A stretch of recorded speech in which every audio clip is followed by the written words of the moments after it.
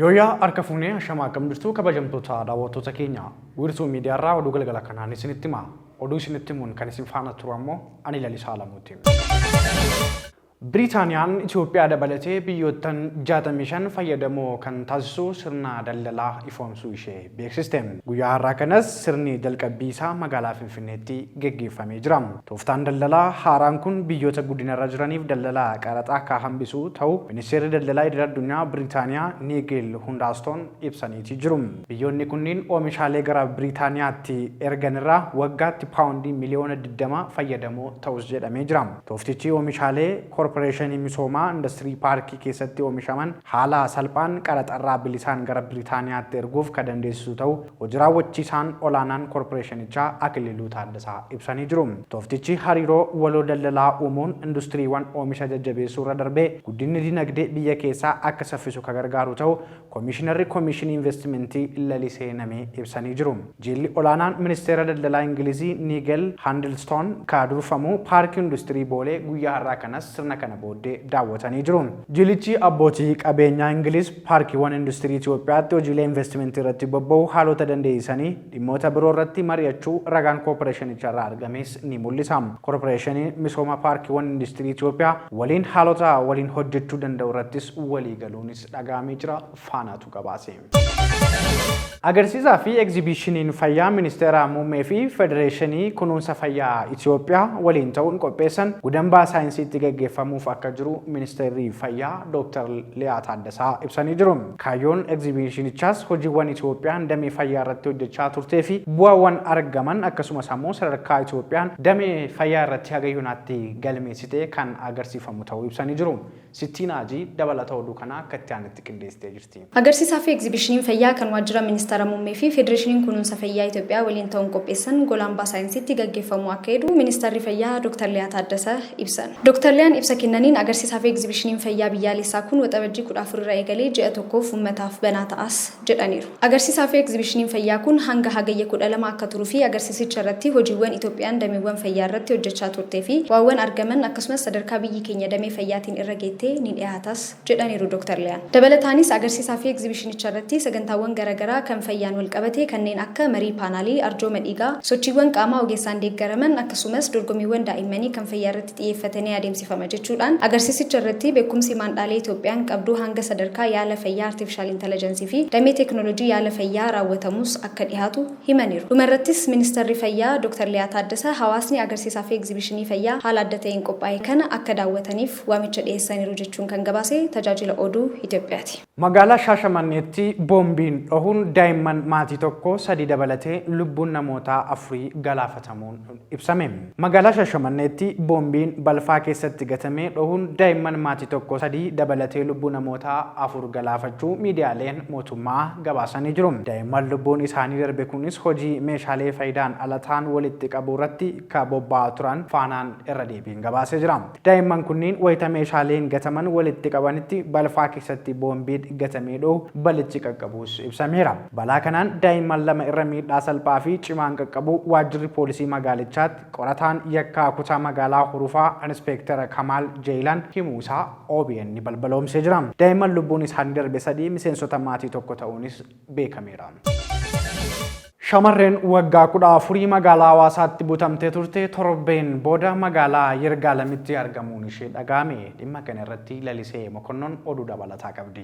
Magaalaa Hawaasaatti barattuu kutaa 8ffaa kan taate Meelaat Mohaammed torbee darbee mana barumsaatti yeroo galaa turteetti akka butamte gabaasnee turuun keenya ni yaadatama. Akka gabaasa arganneetti barattuun kun erga butamtee torbee tokkoon booda dilbata halkan Yirgaalam keessatti argamte. Ajajaa poolisii magaalaa Hawaasaatti gargaaraan Inspektaraa Malkaamuu Ayyaalaa akka jedhanitti halkan edaa shamarree Meelaat nama butii kana irratti raawwachuun shakkamee waliin to'atamtee jirti. Hordoffii jibbaachisaa poolisiin taasisaa tureen dilbata kana halkan naannoo sa'aatii 5:00 magaalaa Yirgaalam mana dhuunfaa tokko keessatti shakkamaa kana waliin poolisiin to'ateera jedhan. Shakkamaan maqaan isaa Saamsoon Sheenuu jedhamu kun shamarree kana erga buteen booda magaalaa Yirgaalam geessuun mana nama dhuunfaa keessa dhoksee tursiisuu fi yeroo ammaas lamaan isaaniituu waajjira poolisii kutaalaa magaalaa Taaboor keessatti akka argaman himaniiru. Gochaan butii mucayyoo akka seera Itoophiyaatti umriin gaa'ilaaf hin ga'in irratti kan raawwatame yoo ta'u taateen butii magaalaa Hawaasaatti kun isa lammaffaadha. Torbanotaan duras qondaalli poolisii shamarree hojjettu baankii taate tokko humnaan butee fudhachuun miidiyaa irratti dubbii ijoo ta'e turuun ni yaadatama.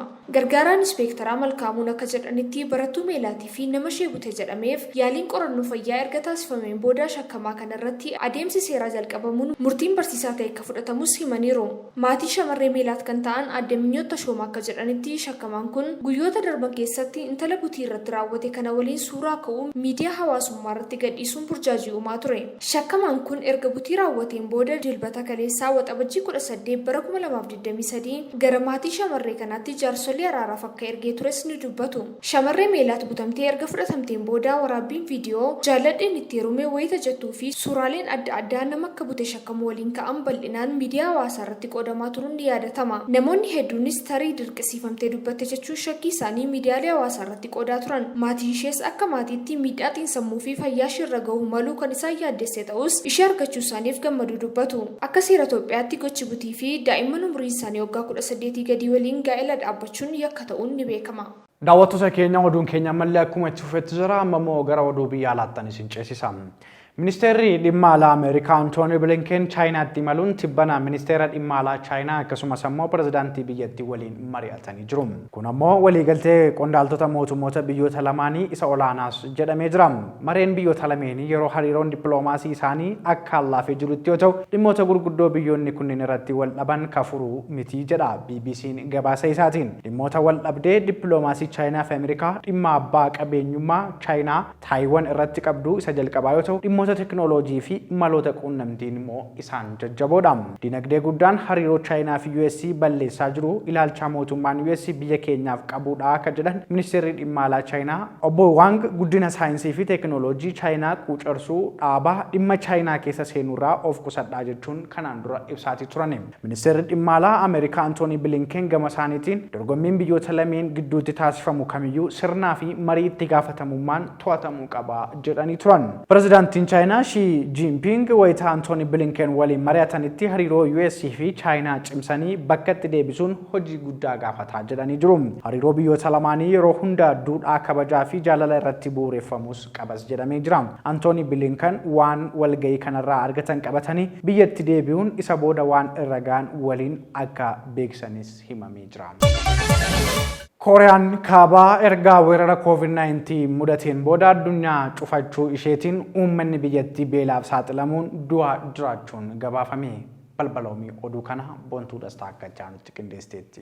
Mootummaan Kooriyaa Kaabaa COVID-19 wal qabatee bara 2020tti daangaalee biyyattii hundaa cufaa waan tureef dhiyeessiin bu'uuraalee alaa galaa hin turre. Kana malees to'annoo jiraattota cimaa waan tureef daangaan biyyattii seenuunis ba'uunis nu ulfaata ture. Gama biraatiin hooggantoonni Kooriyaa Kaabaa oomishaalee misaa'ilaa yaalii furguggisaa irratti xiyyeeffatee ture. Yaaliin kunis doolaara miliyoona 500 ol akka ta'e kunis guddina biyyattii kan waggoota darban sadan to'annoo mootummaan jireenya uummataa irratti taasisu cimaa jiraachuunis BBC'tti dubbataniiru. Namoonni kunis yeroo jalqabaatiif erga mootummaan isaanii waggoota 3 oliif daangaa biyyattii karaa hundaa cufee booda rakkoo biyyattii keessatti cimaa jiraachuun himame. Bara 1990tti Kooriyaan Kaabaa beela hamaa mudateen namoonni gara miliyoona 3 du'uun isaanii kan yaadatamu yoo ta'e ammas kun mudachuu danda'a jedhanii sodaatamaa jira. Ogeessi dinagdee Piiter Ward namoonni sadarkaa jiruu giddugala irra argaman beelaaf saaxilamaniiru jedhan. Biyyattiin nyaata uummata ishee miliyoona 26 gahuun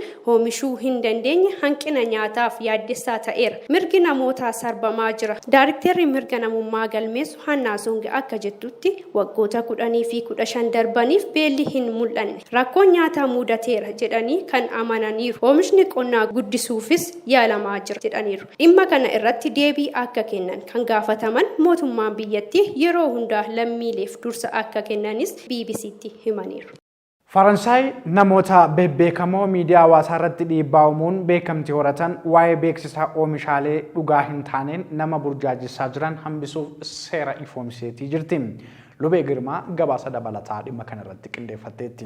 Faransaay namoota miidiyaa hawaasaa irratti qabiyyee bocaniin dhiibbaa uumuun beekamtii horatan beeksisa oomishaalee dogongoraa nama miidhaa jiru jechuun seera kan baafte yoo ta'u Faransaay namoonni miidiyaa hawaasaan dhiibbaa uuman kunneen hordoftoota isaanii kumoota hedduun lakkaawwamaniif odeeffannoo waa'ee oomishaalee dhugaa hin taane qoodaniin balaa uumaa jiru jedhame. Faransaay seera haaraa baafteen biyyattiin namoota dhiibbaa uumuun kan oomishaalee ammeenyummaa qabanii fi dogongoraa beeksisaniin adabbii maallaqaa fi hanga hidhaa waggaa waggaa lamaan adabuuf akka jirtu beeksiste. Yeroo dhiyoowaas oomishaalee nama dogongorsiisan beeksisuun akkaan dabalaa dhufe. Kana dhaabsisuuf mootummaa qofa osoo hin taane namoonni dhuunfaas duula eegalaniiru kan jedhame yoo ta'u fi haadha ijoollee lamaa kan taate Oodriin fuula Instaagiraamii banachuun namoota hojii akkanaa keessatti qooda qaban saaxilaa jirti jedhan. Namoonni haqaa TV gubbaatti mul'atan osoo nafiin oomishaalee seelii kaansarii ajjeesa jedhame yeroo beeksisan arguu isheetu dhimma kana irratti akka durtuuf ishee kakaasee jedha maddi odeeffannoo. Waaldaan namoota qabiyyeewwan namootni miidiyaa hawaasaa irratti dhiibbaa uuman beeksisan fayyadamuun miidhaman gargaaru tokko miidhamtoonni gariin dhiibbaa irra ga'irraa kan ka'e lubbuu ofii balleessuuf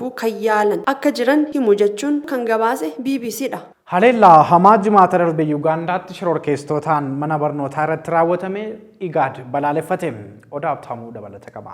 Gocha haleellaa shororkeessummaa Yuugaandaatti jimaata darbe mana barnootaa sadarkaa lammaffaa Lumbiriyaa jedhamu irratti raawwatame IGAD balaaleffate. Haleellaa hamaa raawwatameen namoonni 40 ta'an kan ajjeefaman yoo ta'u haleellaa kanaafis milishoota IS waliin hidhata qaban himatamuun gabaafame. Ijoolleen mana barnootaa Yuugaandaa keessatti jimaata darbe ajjeefaman haleellaan osoo irratti raawwatiin dura faarfannaa afuuraa faarfataa akka turan dubartiin ollaa sana jiraattu Meerii Maskaa jedhamtu BBCtti himte. Barattoonni kunneen faaruu afuuraa faarfataa utuu jiranii naannoo halkan sa'a afuritti waan hamaan tokko mana barnootaa ijoolleen 60 ta'an keessa jiraatan irratti akka mudate ifate. Hidhattoonni gocha kana raawwatan ciisa barattootaa seenuun gara jabinaan ibiddatti qabsiisuun kanneen biroo ammoo gajaraan mummuranii akka ajjeesan himame. Barreessaan olaanaa IGAD Dr. Warqinaa Gabayyoo haleellicha ilaalchisuun haleellaa raawwatameen kanneen lubbuun isaanii darbee fi miidhamaniif gadda guddaatu natti dhaga'ame jechuun ergaa isaanii dabarsan. IGAD mootummaa fi uummata Yuugaandaa waliin ta'uun kan iman barreessaan olaanaa kun dhaabbatichi shororkeessummaa waraanuuf mootummaa Yuugaandaa waliin qindoominaan hojjechuuf kutannoo akka qaban dubbatan. Dabalataanis yaaddoo shororkeessummaa ittisuuf nageenyi lammiilee akka eegamu biyyoota miseensota dhaabbatichaa waliin ta'uun hojjechuu akka qaban Dr. Warqinaan himan.